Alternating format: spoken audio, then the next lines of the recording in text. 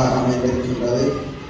இலங்கையிலேயே மிகவும் புகழ்பூத்த தற்போது இலங்கையில் திறந்த வடிவ அதாவது சமஸ்கிருதத்தை ஒரு நிலையாக கொண்டு மிகவும் சிறப்பாக புத்தக வடிவிலே ஆகமங்களையும் இந்த அஷ்டோத்திரங்களையும் சில விதமான இந்த உய விதிகளையும் இப்போது புத்தக வடிவாக பல ஆண்டுகளாக கணனி வடிவாக செய்து வரக்கூடிய எங்களுடைய சர்வானந்த பீடா குருபீடாதிபதியும் சிவானந்த சிவானந்த குக்களையா அவர்கள் இப்போது எங்களுடைய ஆலயத்துக்கு இன்றைய தினம் வருகை தந்திருக்கின்றார். அவரை எங்களுடைய ஆலயம் சார்பாகவும் நிர்வாக சார்பாகவும் இங்கே கௌரவம் பண்ணுவதற்காக இங்கே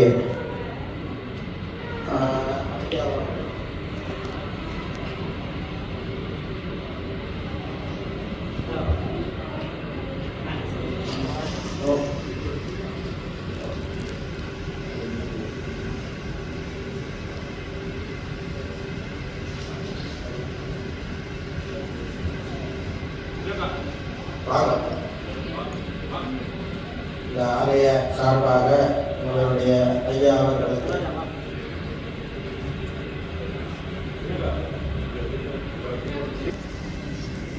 இந்த பொருட்களையா அவர்கள் எங்கள் ஆலயத்தின் சில முக்கிய பங்குகளை தொடர்ந்து வருவார் என்று நாங்கள் இவருடைய ஆவலுடன் எதிர்பார்த்து கொண்டிருக்கின்றோம். அவருடைய பணியை பொறுத்தது.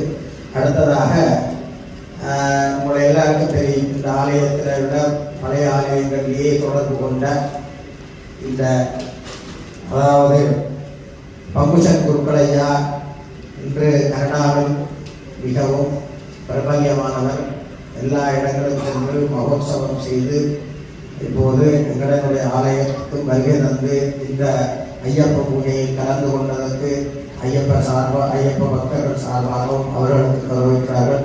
அடுத்ததாக இந்த எங்களுக்கு மிகவும் நெருக்கமானவர் ஜனார்தன சர்மா அவர்கள், அவரும் இங்கே இன்றைய தினம் இந்த ஆலயத்துக்கு வருகை தந்து இந்த விழாவை சிறப்பித்ததற்காக அவருக்கும் ஆலய சார்பாகவும் எங்களுடைய சார்பாகவும் அவரை நன்றியை தெரிவித்துக் கொண்டு வருகைக்கு நன்றியை தெரிவித்துக் கொண்டு மற்றும் இந்த ஆலயத்தில் இன்றைக்கு விசேஷமாக வந்திருக்கக்கூடிய எங்களுடைய சிவமையா அவர்கள் உங்களுக்கு ஆசி சில வார்த்தைகள் கூறுவார். அவரை அழைத்து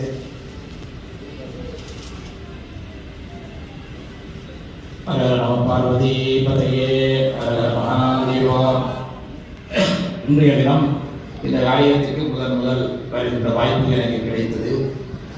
2019ஆம் ஆண்டு கனடாவுக்கு வந்த பொழுது இந்த ஆலயத்தை பற்றி கேள்விப்பட்டிருந்தேன். நான் கிடைக்கவில்லை. இந்த முறை இப்போ ஒரு மாதத்துக்கு முன்னே அடிக்கடி அவர்கள் சொல்லிக் கொண்டிருப்பார்கள், திருச்செந்தூர் ஒரு இடம் அழைத்துக் கொண்டு போகிறேன், ஒரு நாளைக்கு நீங்கள் அங்கே வந்து ஐயப்பன் பூஜை பார்க்க வேண்டும் ஒரு ஆவலை அவர் அடிக்கடி ஏற்படுத்திக் கொண்டிருந்தார். அந்த வாய்ப்பு இன்று நிறைவேறியது. அவரும் எங்களுடைய பிரதான பொருட்களுமாக சேர்ந்து என்னை இங்கே அழைத்துக் கொண்டு வந்தார்கள். நான் அதிக உற்சாகம் காட்டாவிட்டாலும் கூட என்னை மிகவும் தீவிரமாக எடுத்துக் கொண்டு வந்தார்கள். அதால் நான் இங்கே வந்து பார்த்தவுடன் மிகவும் ஆனந்தமாக இருக்கிறது, சந்தோஷமாக இருக்கிறது. இந்த ஆலயத்திலே ஐயப்பன் இருக்கிறது இன்னும் மிகவும் பொருத்தம். முருகன் ஆலயத்திலே ஐயப்பன் இருப்பது இரண்டால் அவரும் சிவபுத்திரன், இவரும் சிவபுத்திரன். அது மாத்திரமல்லாமல் முருகனையும் கலியுக வரதன் என்று சொல்வார்கள், ஐயப்பனும் கலியுக வரதன். ஏன் கலியுக வரதன் என்று சொல்வது அப்படின்னால், இந்த 4 யுகங்கள் இருக்கின்றன. கிருதயுகம், திரேதாயுகம், துவாபர யுகம், கலியுகம். இந்த கிருதயுகமாகிய முதல் யுகத்திலே மிகப்பெரிய யாகங்கள் வேள்விகள் எல்லாம் நடத்தித்தான் இறைவனை கண்டறியலாம், பலன்களை பெறலாம். 2வது யுகமாகிய திரேதாயுகத்திலே தவம் செய்ய வேண்டும். இந்த சூரவர்மன் முதலியோர் செய்த தவங்களை பற்றி எல்லாம் கதையாக நீங்கள் படிப்பீர்கள். அவ்வளவு தவங்கள் எல்லாம் செய்துதான் இறைவனிடத்திலிருந்து அவை பெறலாம். இந்த 3வது யுகமாகிய துவாபர யுகத்திலே ஆகமங்கள் வேதங்களின் முறைப்படி கிரமமாக பூஜைகள் வழிபாடுகள் எல்லாவற்றையும் பக்குவமாக செய்தால்தான் அருளை பெறலாம். இந்த 4வது கலியுகத்திலே இவையெல்லாம் செய்யக்கூடாதில்லை. இந்த யுகத்திலேயும் தவங்கள் செய்யலாம், வேள்விகள் செய்யலாம், பூஜைகள் வழிபாடுகள் எல்லாம் செய்யலாம், செய்ய வேண்டும். ஆனால் அவை எல்லாவற்றையும் விட பக்தி என்கிற ஒரு விடயத்தினாலேயே இறைவனை கண்டடையலாம் என்கிற ஒரு இலகுவான வழிபாட்டு முறையை இறைவன் எங்களுக்கு செய்து தந்திருக்கிறார். பெரியோர்களுடைய வாக்குகளில் இருந்தும் புராணங்களில் இருந்தும் நாங்கள் இந்த உண்மையை கண்டறிகின்றோம். அதாவது கலியுகத்திற்கு உரிய வழிபாட்டுக்கு மிக முக்கியமானது பக்தி மார்க்கம். அதனால ஒன்றை நாங்கள் புரிந்து கொள்ள வேண்டும் என்னவென்றால், ஆகமங்கள் வேண்டும், வேதங்கள் வேண்டும், அந்த வழிபாடுகள் எல்லாம் வேண்டும். ஆனால் அதையெல்லாம் செய்து விட்டோம், அதனாலே இறைவன் பெறுவான் என்று சொல்லி நாங்கள் பார்க்க முடியாது. அவை எல்லாவற்றையும் மீறி அவற்றின் எல்லாவற்றிற்கும் அடிப்படையாக அந்த பக்தி இருக்க வேண்டும்.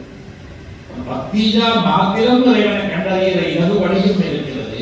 இந்த வழிபாடுகளோடு சேர்த்து, கிரியைகளோடு சேர்த்து பக்தியையும் நாங்கள் ஆண்டவனுக்கு செலுத்தினால்தான் மிக அபரிமிதமாக இறைவனை நாங்கள் கண்டறியலாம். அதனாலேதான் இந்த கலியுகத்திலே பக்தி மார்க்கமாக ஐயப்பனை வழிபடுகிற இந்த விரத முறைகளை கொண்டு வந்தார்கள்.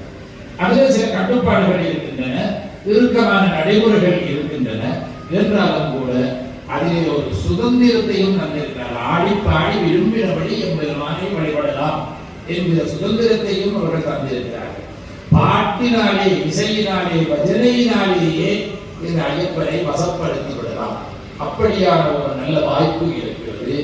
அதே மாதிரி இன்னும் ஒரு தத்துவம், இந்த முருகப்பெருமானும் சிவனும் சக்தியும் சேர்ந்துதான் முருகனாக அவதரித்தார் என்று சொல்வார்கள்.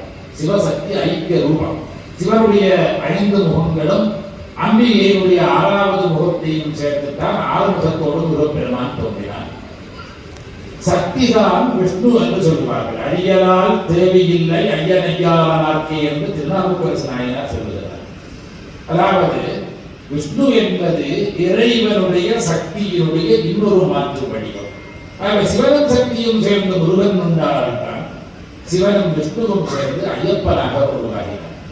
எல்லாமே ஏதோ ஒரு வகையில எங்களுக்கு சில தத்துவங்களை எடுத்து சொல்லி ஒவ்வொரு விதமான வழிபாட்டு முறைகளை சொல்லி தந்திருக்கின்றன.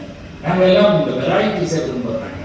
ஒரே மாதிரியா எல்லா நாளும் சாப்பிட்டு கொண்டிருக்க அல்லது ஒரே மாதிரி உறுப்புகளை போட்டு கொண்டிருக்க எங்களுக்கு பிடிக்காது. விதம் விதமாக மாற்றிக்கொண்டு போகணும் எங்களுக்கு ஆசை. அதனாலதான் எங்களுக்கு பெரியோர்களும் விதவிதமான இறைவனுடைய தோற்றங்களையும் விதவிதமான வழிபாட்டு முறைகளையும் எல்லாம் உருவாக்கி தந்திருக்கிறார்கள். அதனால எங்களுக்கு ஒரு டேஸ்ட் வருது, அது ஒரு ஆசை, பிடிப்பு, ஈடுபாடு வருகிறது. அதன் மூலம் நாங்கள் ஒவ்வொரு பாதைகளின் மூலமாக எல்லா பாதையும் போய் கடைசியாக அந்த ஒரே பரம்பொருளத்தை தான் சேர்க்கிறது.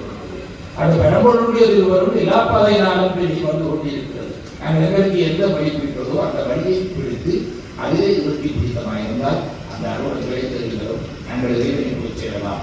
இந்த நல்ல வாய்ப்பு எங்களுக்கு கிடைக்க வேண்டும். அடுத்தது இன்னும் ஒன்று சொல்ல வேண்டும். பல ஆண்டுகளுக்கு முன்னர் மலேசியாவிலே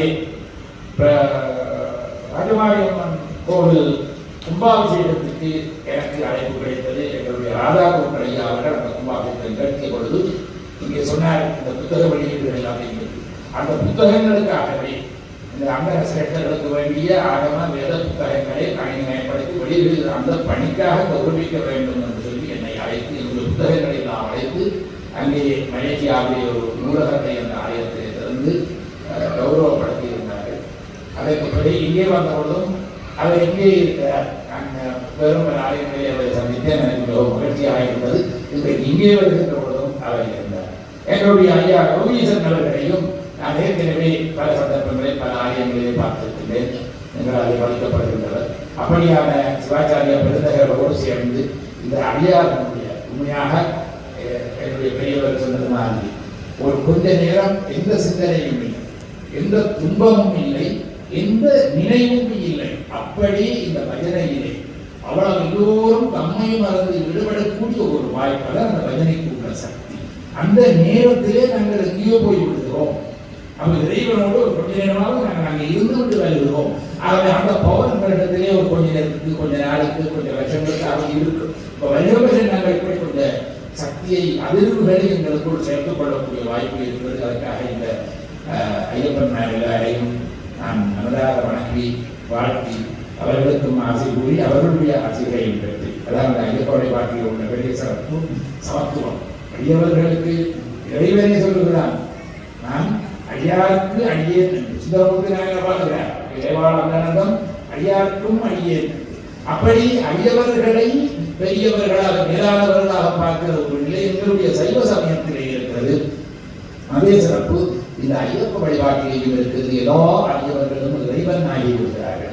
அதனால இத்தகைய சிறப்பு வாய்ந்த இந்த நல்ல சந்தர்ப்பத்திலே இங்கே வரை கிடைத்ததற்காக பெருமானுக்கு நன்றி கூறி இந்த ஆலய பரிபாலன சபையினர் இந்த ஐயப்பன் அனைவருக்கும் குருசாமி அவர்களுக்கும் என்னுடைய வணக்கங்களையும் நன்றிகளையும் தெரிவித்து வருகிறேன். நன்றி, வணக்கம்.